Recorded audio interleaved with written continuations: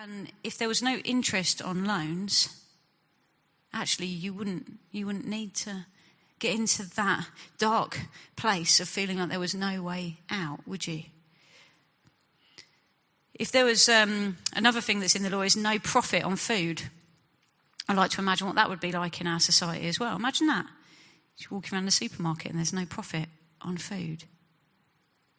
It would make a massive difference. We probably wouldn't have food banks in this country.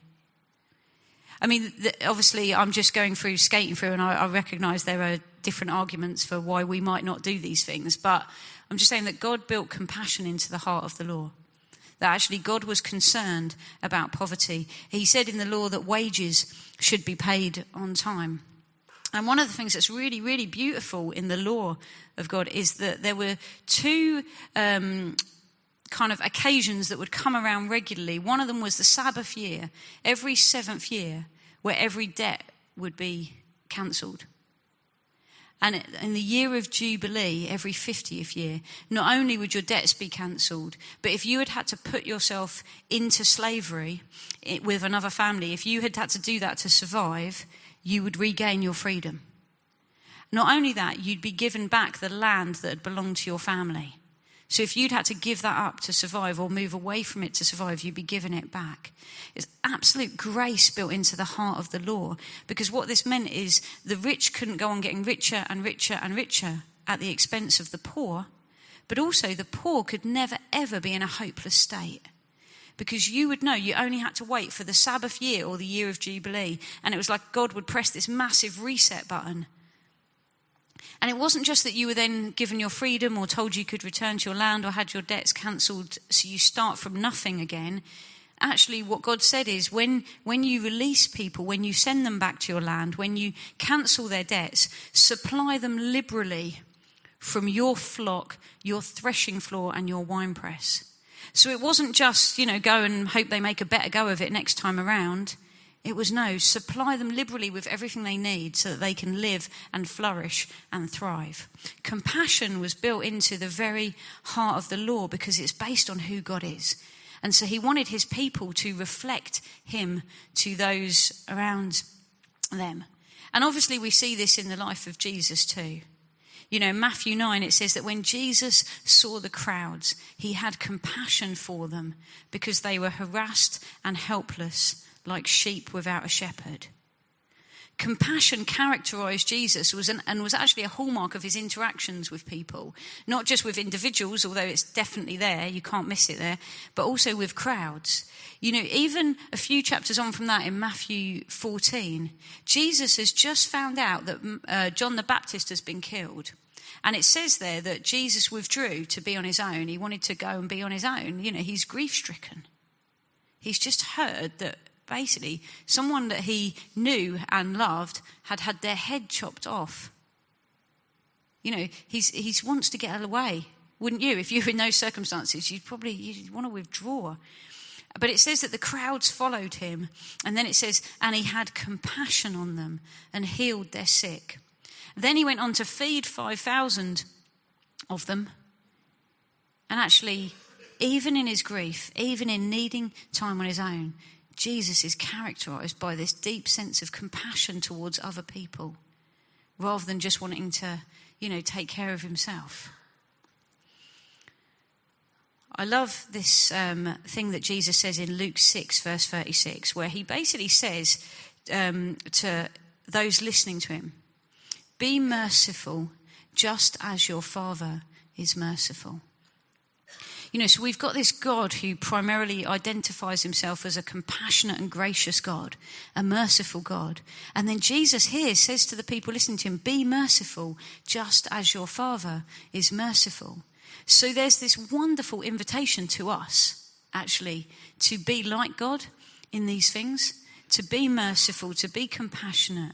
We get to imitate him, we get to represent him to those around us and to display his nature in our own lives to those around us, regardless of whether we think they deserve it or not. I think the truth is that actually it's more than an invitation. Actually, growing in compassion is the natural and inevitable outworking of the life of a follower of Jesus. We cannot be becoming more and more like Jesus if we're not becoming more and more compassionate. It just follows on naturally. When we are fixing our eyes on Jesus, saying, Jesus, make me more like you. Help me to be like you. Help me to reflect you to those around me. Compassion is an inevitable consequence of that type of prayer. It will start to ooze out of us in the same way that it just naturally oozed out of Jesus.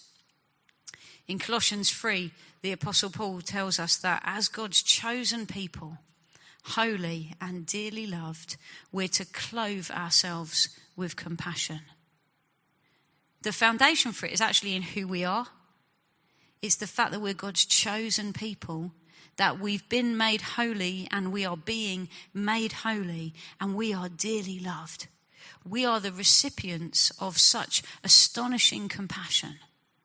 How could we not show it to others around us when we have received so much? You know, we're to be compassionate to people not because they deserve it. Whether they do or not actually is immaterial in one sense. It's not because people come to us and say, I'm in need, will you help me? But because we're the people of God. Because we're children of the God who says that he is the compassionate and gracious God. Because we're followers of Jesus who had compassion on the crowds. And I think we see whatever part of the Bible you're reading, whether you're in Genesis right through to the end times, what we see is that God's compassion is especially focused on the poorest. It's especially focused on those that no one else wants anything to do with. Actually, it seems that if you were someone that the religious people in Jesus' day didn't want to mix with, that almost seemed to be the primary qualification for Jesus coming to have dinner at your house. And I wonder for us who that is today in our communities. Who is it that no one else wants to mix with, that everyone else has written off? Like I said, so often we can make the mistake of looking at the behaviour of the person in front of us rather than looking at, well, how does Jesus behave? And I want to behave like him. There's a guy who came to our food bank in Hastings a while ago. And our food bank's been getting busier and busier and busier. It's been running for about 7.5 years, but in the last 3 years in particular, we've seen a massive increase. We've seen a 118% increase in referrals. And that often means, as we've been trying to get to grips with it, it can be chaotic in the food bank. It's not always been the kind of peaceful environment that we would like it to be for those who are coming in, because sometimes we've just had so many people in there you can barely move. And this was in the winter. And this guy had quite serious mental health problems, and he wasn't coping with being in a room with so many people, so much noise. And so the food bank manager came to get me. I was sitting at my desk away from all this. And he came to get me and he said, can you just come and spend 5 minutes with this guy? Can you take him out of the room? Can you sit with him? And I'll be honest with you, I was like, oh, do I have to? I'm really busy. I wasn't sitting there feeling, oh, what an opportunity to be compassionate. I was like, actually, I've got quite a lot to do and I'd rather not. But I was like, all right, I'll give you 5 minutes. I ended up with this guy for 3 hours, which I partly think is just God trying to help me with my heart. But I went and I sat with this guy and I took him still to a public area of the building, but somewhere where there were fewer people and it was less crammed. And I got him a sandwich and we sat down. And then the first thing he said to me when we sat down is, I just need you to know that if I have to hurt you to get help, I'll do it. I was like, great. Thanks for that. I said to him, okay, fair enough, I understand. I was like, just give me a minute and I'll be back in a second. I went back to the food bank manager and was like, can someone else do this, please? I was like, can someone come and sit with me or something? Because I don't really want to be there on my own. And he was like, look, we're rammed. We can't help you. You just got to go and do it. So just go and deal with it. I was like, thanks. So every safeguarding policy went out the window. Like I say, we were in a public place, so it wasn't quite as dangerous as it could have been. But anyway, I'm sitting there and I'm talking to this guy and I'm asking him his story, and he starts to tell me that basically no one else will help him. He said that morning that he'd been to the hospital and he had a hospital wristband on, so it was a true story that he'd been in the hospital, and he said they won't help me because I've been violent towards the staff, and so now when they see me coming, no one wants to help me. I was like, I didn't say this to him, but I did think, well, you have just started with me by threatening to hurt me. And then, he was telling me no one would help him. So I kept going away and making these phone calls and phoning every organisation locally that I could think of to try and get this guy some help, because he's telling me that he's having a psychotic episode and that he's homeless. So I phoned the council and say, he's homeless.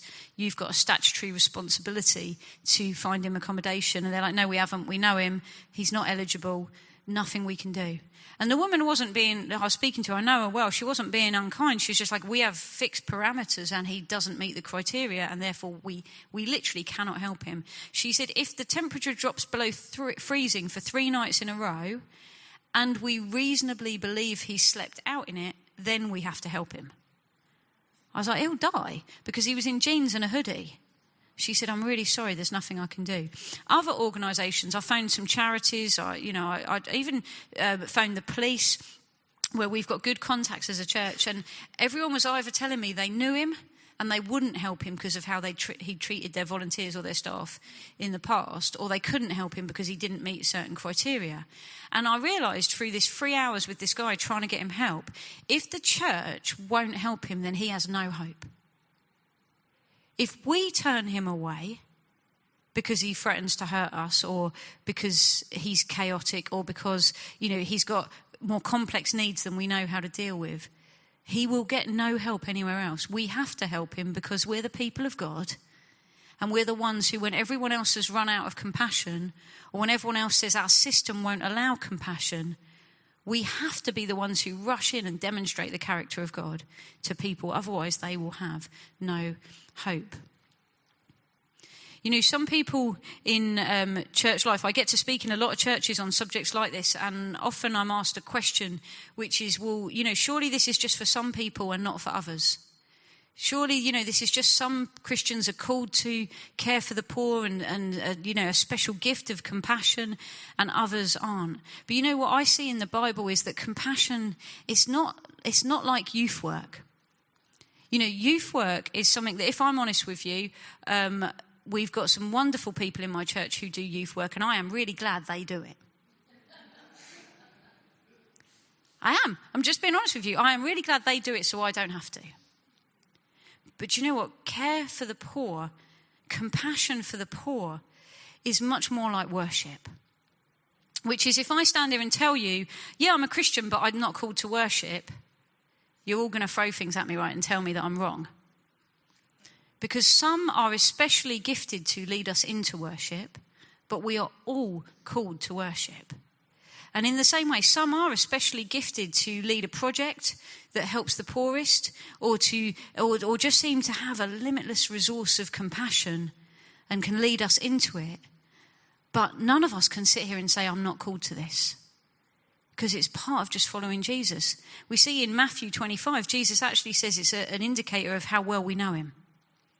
Whether we're feeding the hungry, giving drink to the thirsty, visiting the sick and the imprisoned, giving clothes to those who need it, giving shelter to the homeless. But you know what? We don't grow in compassion by osmosis. We don't grow in compassion by listening to someone talk about it. We don't even grow in compassion by standing here and talking about it. It doesn't just happen. It's something we have to cultivate in our hearts. It's something we have to push into. Like I said, my natural disposition is not to be compassionate. There are other things that do come so easily to me. This isn't one. This is one I have to say, God, I want to be like you. Please help me. Because without your spirit, left to my own devices, I'm not going to grow in compassion. But actually, empowered by your spirit, you want me to become like Jesus, so I will, if I'm pursuing it. God isn't slow to answer the prayer of someone who says, I want to be more like Jesus and I want to be more compassionate. God rushes in. In fact, there's a woman in my church who realised that her non-Christian daughter was much more compassionate than she was, and she felt convicted by it. So she started praying and said, God, I want to be more compassionate. I don't think it's right that a non-Christian should be more compassionate than I am. Will you help me? She said it was literally just a few days later, she was out on a run. She went out on the same route running. Every 3 times a week, she went on this same route running. And she said she passed the same homeless guy, one guy in particular, every single time. And she'd never, ever even thought of stopping to help him. And after she started praying this, a few days later, she ran by him and she burst into tears. And she said, it's like God broke my heart in that moment. So she ran home, made a bacon sandwich, and ran back and took it to him and gave it to him. That was a few days after saying, God, please make me more compassionate. God is not slow to answer this prayer. That woman has just moved to another country, but before she moved, she'd spent months where actually she'd got into the habit of once a week making 12 bacon sandwiches, putting them in a little rucksack, and then going on a route and running, because she'd started to count how many homeless people were on her route. And she was just, I have this image of her running, like liberally throwing these, I'm sure it's not quite like that, but the point is that when she said to God, will you make me more compassionate, he wasn't slow to answer. He was quick, and it had a meaningful outworking in her life. It wasn't just that she felt some new emotions, it was that it translated into practical action and activity. And just quickly, I think there's a few ways we can cultivate this. One of them is taking the time to hear people's stories. I find for me that God does so much work in my heart when I take the time to ask someone, well, you know, how have you got where you are today? There's a homeless guy in the streets in Hastings who I've got to know him a little bit, built a friendship with him, and he sits in the same spot every day. And one of the first times I ever went up and spoke to him, as I was talking to him, someone walked past and yelled at me, don't help him, he's actually got a flat. I was like, wow. I mean, I don't know what has to be going on in your heart to feel the need to yell that at someone who might help someone who's sitting on the streets, but that aside, I already actually knew that he had a flat because I'd got chatting to him and I'd asked his story, and he'd explained to me everything that had happened to him. He'd had a stroke when he was 42 years old, and prior to that he lived with his girlfriend, he had a job, he was earning a relatively comfortable salary, and he had this stroke when he was 42, and through a series of events that's too long to go into, he ended up jobless, he lost his relationship, he lost his home. And he said, I do have a flat, what I've got in it is a mattress, and that's pretty much it. He's like, I haven't got an oven. He did have a plate and a knife and fork and a spoon, one of each. And he had 2 mugs. And he talked me through all the stuff that he owned. And I probably could have counted it on, I wouldn't have run out of fingers and thumbs if I'd counted it. And so he's like, I sit on the streets and beg because it's how I get food. So the person who yelled at me was right, but also kind of fundamentally wrong, if that makes sense. I think it's having honest conversations as well with people. So I mentioned a couple of things that when I first became a Christian about going to dinner around people's houses. Do you know, I never told anyone that at the time. And no one ever asked either. And then a couple of years ago, I was at an event and I was telling this story for the first time about how I'd never seen this food served up like that. And the former leader of my church was there. And he was like, wasn't that our house you used to come to dinner at? And I was like, oh yeah, sorry, I didn't think about that when I shared that story. And he said, you know, the funny thing is, he's like, that would have been 15 years ago and I've never even thought about it. He's like, I wonder how many people we've had for dinner and we didn't know. We didn't know how uncomfortable it made you feel. We thought we were doing a great thing having you around all the time, but we had no idea. And a simple conversation, because what I really wish they'd do would go first so that I could copy them and learn how to do it. But if you don't have those conversations, and I didn't have it either, so I'm not blaming them, I'm just saying we've got to have conversations with people when you recognise someone maybe doesn't have the same background as you, to say, please tell me what is offensive to you, or what excludes you, or things I might do without even thinking about it that just make you feel deeply uncomfortable. I think we've got to be in it for the long term as well. I'll just finish with one more story. There's one of the things I find it really, really easy to forget is how patient God is with me, and how my sanctification is taking quite a long time. Maybe you guys have arrived. I certainly haven't. And so one of the reasons I find it so easy to judge other people is because I get impatient with them. I want them to get sorted out faster than they're getting sorted out. I don't want them to keep slipping back into the same bad patterns of behaviour, even though that pretty much has been most of my Christian life, where I've been saying to God, please help me, the same thing. Sorry, I'm coming to you with the same thing. Sorry, God, I'm coming with the same thing. And this kind of hit home for me last summer when a woman in the church invited me to a party at her house. And she said to me before I went, she said, just to let you know, you may not want to come because we'll probably be trolleyed. She'll probably be drunk. And she wasn't joking. I turned up at this party, and I turned up at like 7:30. It wasn't even that late. I said to her, the first thing I said when I got there is, how are you guys already this drunk? She said, well, we've been drinking since midday. I was like, I heard you from up the street. I was like, I'd never been to her house before. I didn't have to work out which one it was because the noise coming from it. And this is a woman in the church, she's been saved about 10 years. And so I get there and I'm like, oh, why, I didn't say this to her, but I was thinking, why is she drinking? Why is this still happening? She's been saved for 10 years. Shouldn't she know better? Also, I've told this story to a few people in my church with her permission. And that's often the first thing they've said is, no, hasn't she learnt yet that we don't do that? Kind of that's not godly behaviour. But in her drunkenness, she whispered, well, I think she thought she was whispering, in my ear. She said to me, hey, Nat, God's told me to give up work for a year and serve the church and serve our projects that help the poorest. I was like, oh, okay. Now, she's a single mum with 3 kids, right? So I'm thinking, I'm going to have to give her some wise counsel here and tell her not to do this. And then she goes, yes, I've done it. I'm like, what do you mean you've done it? She says, well, yeah, God told me to do it, so I've quit my job. Yeah, I've done it.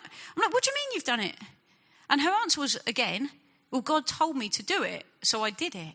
And in that moment, I just got struck by this amazing reality that I may look outside like a nice, good Christian. I may find it very, very easy not to get drunk at parties.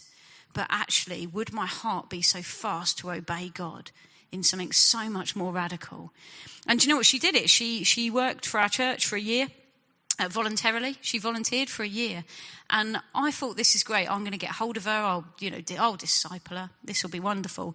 I think she has thoroughly discipled me through this last year. I have learned way more from her about radical obedience, about doing what God says when he says to do it, not arguing with him, not negotiating with him. She has taught me so much more. And I had this real kind of superior and patronising attitude, thinking, I'll do her good, I'll help her. She's been amazing. She has been the one who has come alongside some of the people from the roughest part of our community and has walked with them in a way that most people in my church never could, because they just wouldn't be able to find the connection points. And just as a quick aside, sorry, I'll wrap up now, but just as a quick aside, she came to me a couple of months into her year volunteering with us and said, do you know what, Nat? God's been really speaking to me about my drinking. She's like, I think God wants me to stop drinking. Do you know, I just thought again, I love to do the Holy Spirit's job for him, but he is so much better at it than I am. He is.